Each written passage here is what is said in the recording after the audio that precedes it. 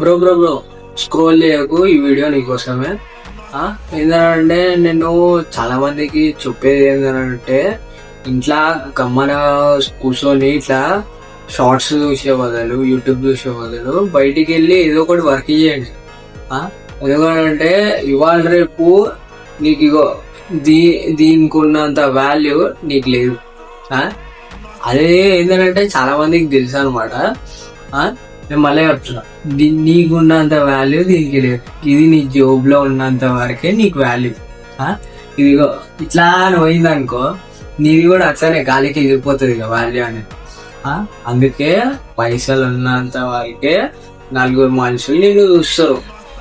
లేకపోతే అరే ఈయన దగ్గర ఏం పైసలు లేవురా, ఈడేం పెట్టాడు పైసలు అని చెప్పి నిన్నే ఎక్కిరిచ్చి లేకపోతే అందరి ముంగట బ్యాడ్ గా చూపించి వెళ్ళిపోతారు అనమాట.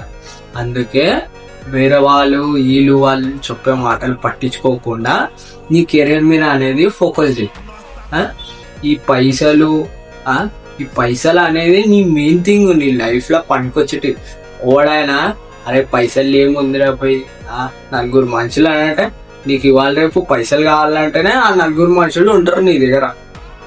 పైసలు లేకపోతే ఆ నలుగురు మనుషులు కూడా ఉండరు.